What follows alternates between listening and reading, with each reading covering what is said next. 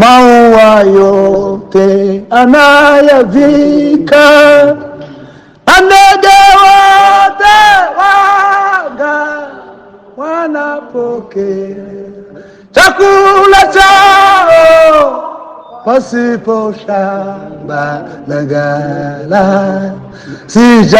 Sijaiona nyingine siku, na jana imetoweka, na leo Mungu anazijua hitaji zote ninazo. Sitasumbuka kwa kuwa Mungu ni baba yangu kabisa, hawezi kusahau mimi ingawa akijificha. Sijaiona nyingine siku, jana imetoweka, leo Mungu anazijua hitaji zote ninazo. Anayafika na ndege wote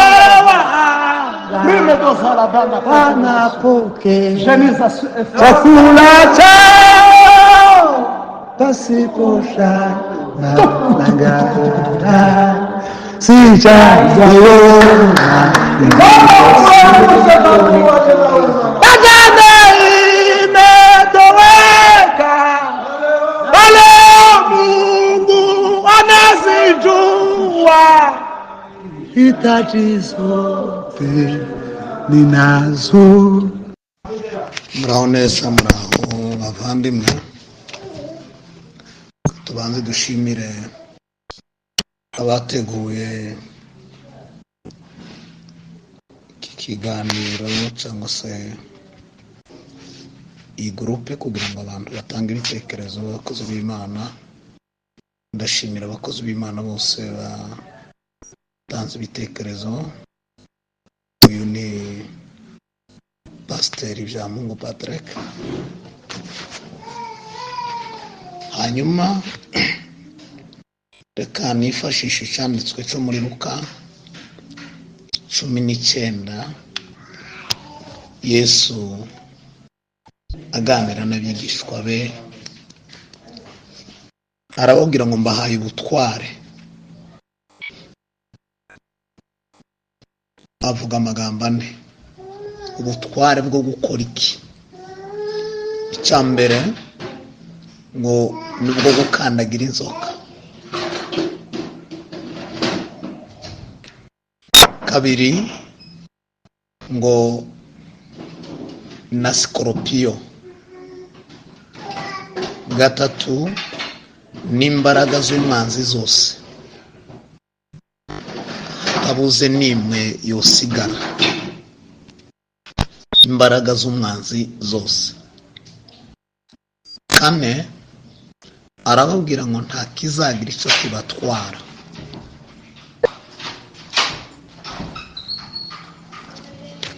Nta kizagira icyo kibatwara. Izi mbaraga zose Yesu yahaye abigishwa be n'imbaraga z'umwuka, n'imbaraga bagomba kumva mu bitekerezo byabo, bakumva ko inzoka, sikoropiyo, imbaraga zose z'umwanzi n'ibintu byose bishobora kubitambika imbere, bakumva ko nta kintu na kimwe bibasha kubatwara, kubera ko bo ubwabo bahindutse imbaraga. Buriya twarakijijwe, ariko iyo ubugingo bwakijijwe, kuko agakiza gafata ubugingo bw'umuntu, ariko hanyuma hasigara urugendo rwo gusenya ibihome biri muri mind, mu bitekerezo byacu. Ibyo ni urugendo rurerure cyane. Harya Pawulo yandikiye Abaroma arabwira ngo muhinduke rwose mugize ibitekerezo bisha.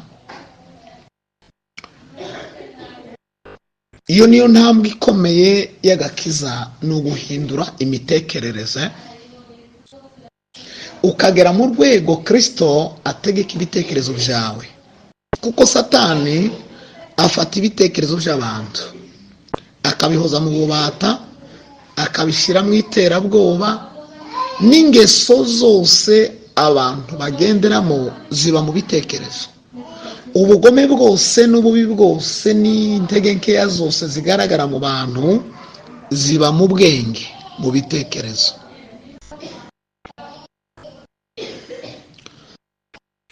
Rero niyo mpamvu bisaba ko umuntu ahinduka mu buryo bw'imitekerereze, kuko ikintu kigoye mu buzima bw'umuntu ni ibitekerezo. Kandi iyo ibitekerezo byamaze guhinduka, umuntu aba musha. Kurya Bibiliya ivuga ngo iyo umuntu ari muri Kristo Yesu ngo aba ari icyari mwigisha, agumana yaso niba yirabura cyangwa niba ari inzobe, ariko imitekerereze ye, ubwenge bwe burahinduka, imyumvire ye irahinduka. So izi mbaraga tuzumva mu buryo bw'imyumvire, bw'imitekerereze. Umuntu ashobora gukizwa ariko akumva ko atokandagira inzoka na sikorupiyo n'imbaraga z'umwanzi zose, kandi akumva ko mu buzima bwe hari icyo ibintu bibi byomutwara, akabyumva akemeza muri we ko imbaraga fulani zitekerezwa zikekwa zishobora kumuja hejuru, zishobora kumuzitsa. Ariko iki cyanditswe ni nk'icyangombwa, ni nka dokima umuntu aba afite, ni nk'uburenganzira umuntu yawe n'Imana. Pawulo yandikiye Abefeso 3:20 arababwira ngo Imana ibasha gukora ibiruta ibyo dusaba n'ibyo twibwira, kuko imbaraga zayo ziri zidukoreramo. Muri twe hari imbaraga z'Imana zikomeye cyane. Reka tuje kuri iki gitekerezo bazanye tudebatingaho kijyanye n'impano yo gushamburiya.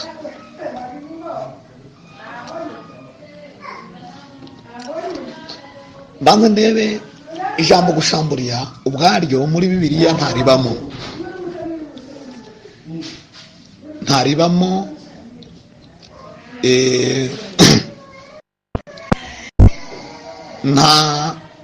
nta n'uwashamburiye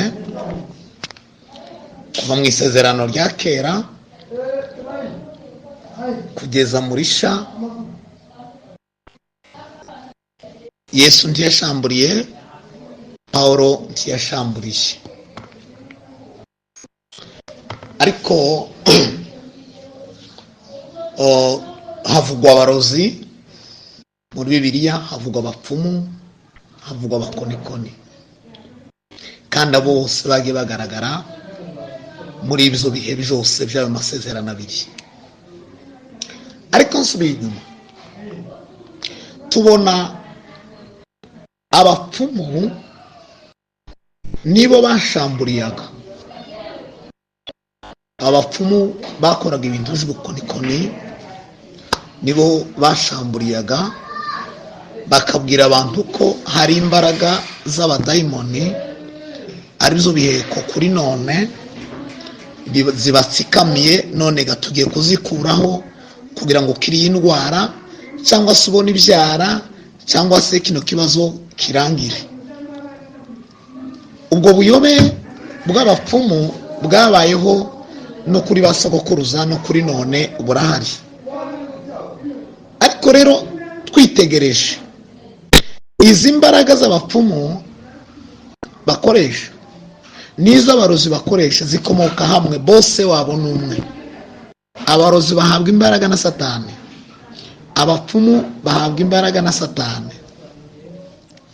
Noneho iki ni ikintu cy'urujijo cyabayeho, kuko ntabwo Satani yarwanya Satani, abantu bakabyizera bakabikurikira, ariko bwari ubuyobe, ni n'ubuyobe bundi. Icyo nicyo, aho niyo twabonye gushamburiya cyane cyane kwagiye kugaragara ni mu bapfumu, niho uwo mwuka wabaga, ariko w'ikinyoma, kuko Satani ntiyarwanya Satani. Ariko Bibiliya ubwayo ntakiravuga kuri iki kibazo. Icyo ngeho, ese aba bashamburiya bakoreshwa n'Imana? Ikibazo mpanga nk'umuteoloji hano,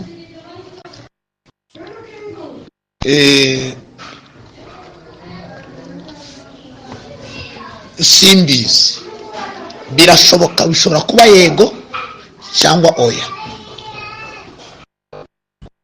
Bashobora kuba bakoreshwa n'Imana yego cyangwa oya.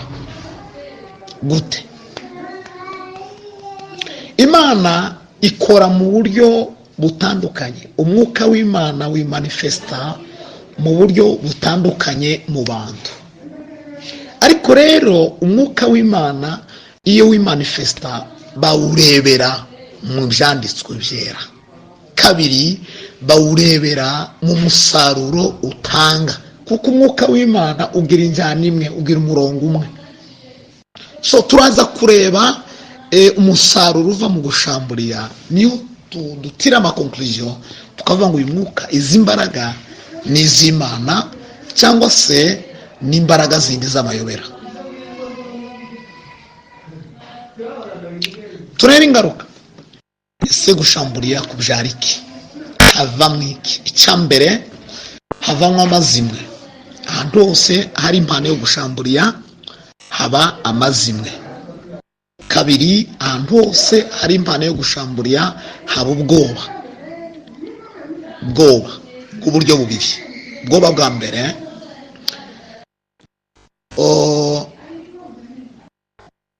bazababwira umuntu uti mu wawe harimo igiheko kandi kitaravamo nta mahoro uzabona, akaba mu bwoba, agatinya cya kintu, kandi uwo ni umukirisitu afite imbaraga z'Imana zijya zidukoreramo, ariko kumva ziriya mbaraga ntizishobora kumuporoteja, tizomurinda, akabaho mu bwoba, akavuga ngo Mana umfashe iki kintu kive muno, ikivamo nzabona amahoro. Bamubwira ko bagikuyemo agasinzira agashima Imana. Urumva ko uyu mwuka ushira abantu mu bwoba mu buryo bageraho batakaza imbaraga zabo bafite. Icya gatatu, aho uyu mwuka uri, kwizera kurashira, imbaraga zo kwizera ziragabanuka, imbaraga zo kwizera Imana zazishira, noneho hakaba kwizera abantu. Umuntu akavuga ati naka ataraza tituzosinzira muri iyi nzu, tituzakiriye indwara, naka agomba kuza akadusengera, agakora iyi gahunda yahawe n'Imana yabwiwe. Ariko uyu muntu ntiyakwizera imbaraga z'Imana zimurimo ko zakemura icyo kibazo. Bisabye ko uriya muntu aza, wabisigiwe, ubifitiye ubushobozi, aza agakemura icyo kibazo. So uyu mwuka ahuri, kwizera imbaraga z'Imana kurashira, ahubwo haba kwizera abantu. Kindi, aho gushamburiya kuri, abantu bashamburiya nanone benshi, purusa nyinshi, barangiza urugendo rwabo nabi. Bamwe barangiza barabaye abarozi, abandi barangiza baraguye, barananiwe. Ubundi bwoba nanone bubaho mu materaniro iyo habera gushamburiya cyangwa mu muhana, abantu baza bicara bibaza ngo ese bontunga agatoki kandi atari we, ese bombeshera no kwirwahe. N'abakozi b'amatorero barabilibera gushamburiya kubera amatorero yabo, kubera ko batinya, bahiye ubwoba, noreka bakaba bovuga ko ndahagaze neza, byogenda gute? Ubwoba. izo ni ingaruka, ni ibintu, ni n'umusaruro uva mu gushamburiya. Imitima iremwamo ubwoba, abantu bakicara batinya imbaraga z'uburozi mu buryo butangaje. Ikindi kandi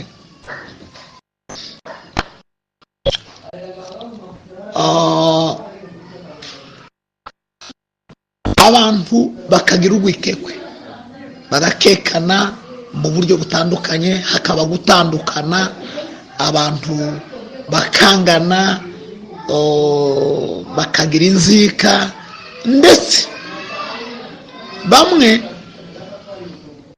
bashobora no kurunga, bakava mu muhana, bakava mu gihugu, bakava mu karere, bakabunga kubera iyi mpano.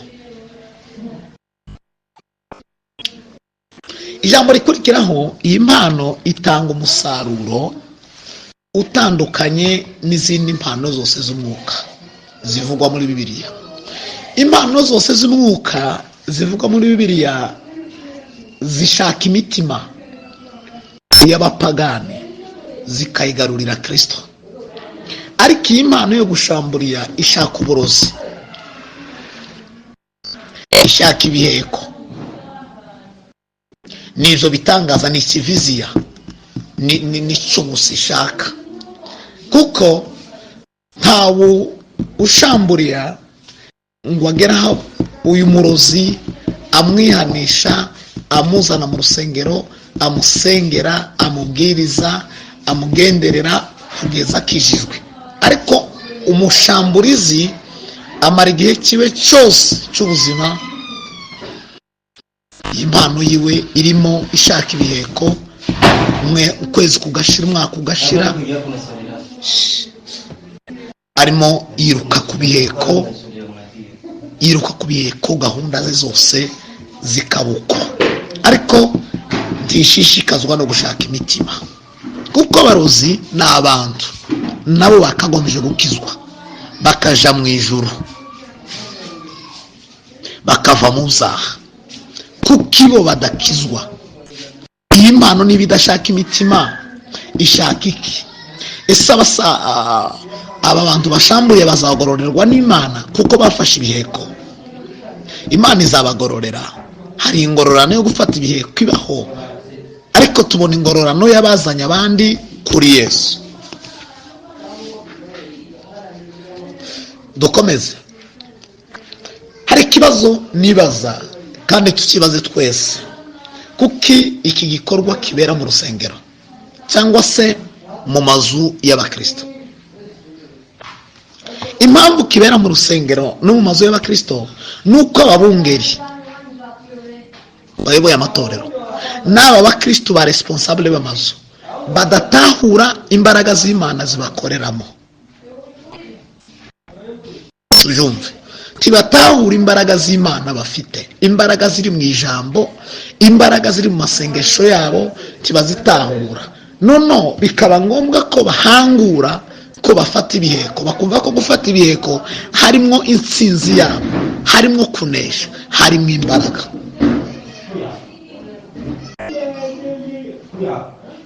Kaba none nasaba abakozi cyane, kuko iki gikorwa cyo gushamburiya kitagomba kubera mu nsengero, kuko iki gikorwa nasanze gifite ibibazo bikomeye cyane. Gushamburiya ni ukwamamaza ubwami bwa Satani. Gushamburiya ni ukwamamaza ubwami bwa Satani. Gute? Mu buhe buryo? Iyo umuntu ashamburiye ishara, je ndi umuyumbe, mfite experience nanje kimwe n'abagenzi banje hari haruguru. Ibintu uvuga narabibonye. Iyo umuntu afata igihe kunkishara ku rugero, akabwira abantu ngo iri shara niryo rituma imvura itagwa,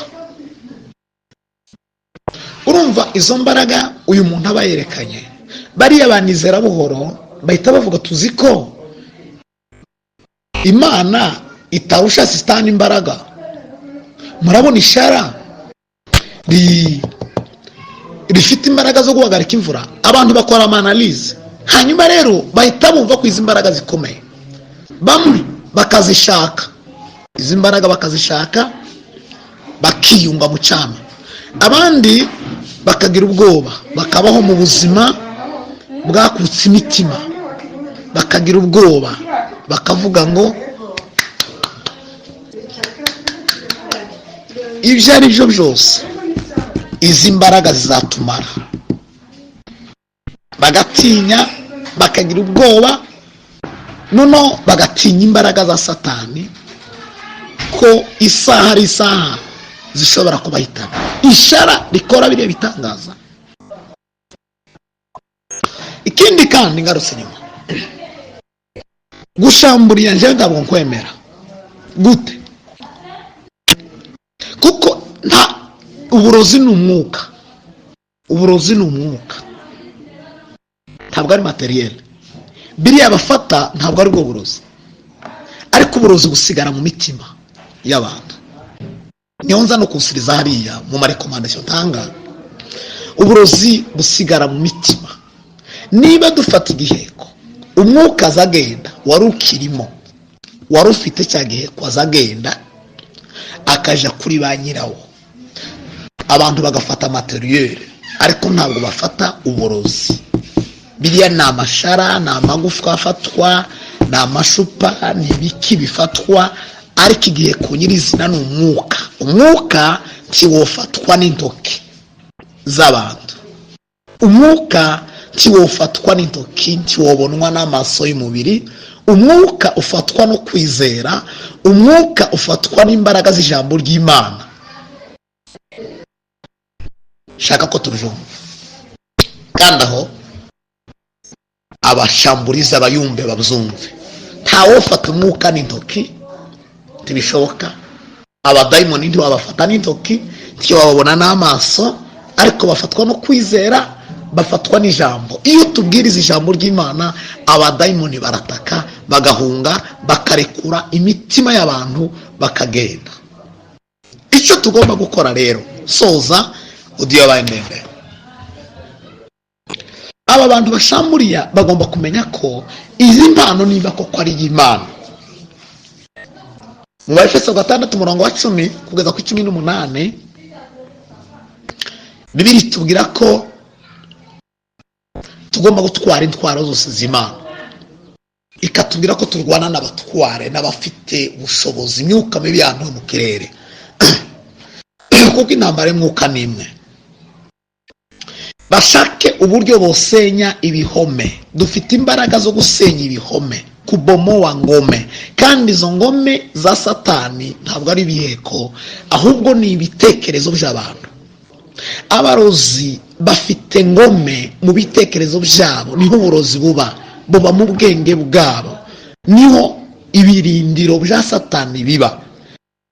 Muhindure strategy zo gushamburiya, mushamburiye hariya mu ngome, mu birindiro bya Shitani, hariya mu bitekerezo by'abantu, niho Satani aba. Ariko ibi biheko dufata ntabwo ari zo mbaraga z'uburozi turwana nazo. Ubundi tugomba kumenya ko Satani yatsinzwe.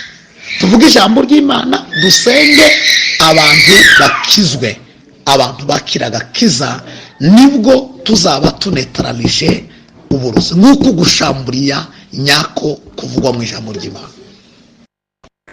Icya kabiri, rekomandasiyo, abungeri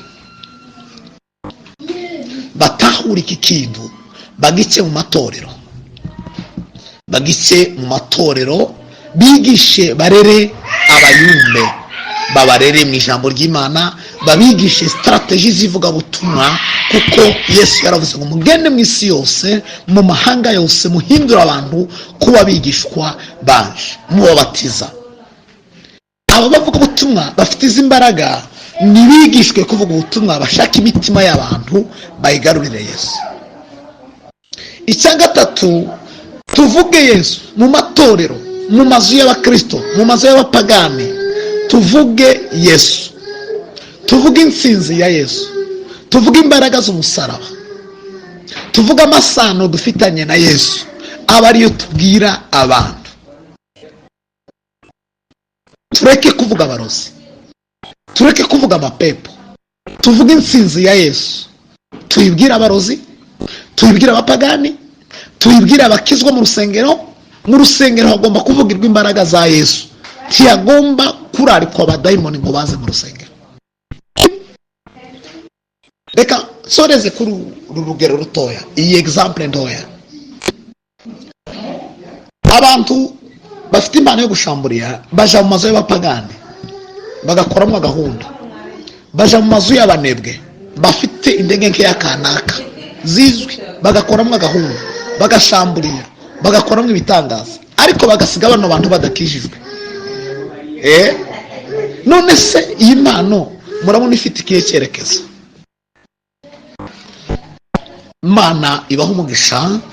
Ibyo ni ibitekerezo byanje n'ibya Bibiliya nagiye nkoresha sigaye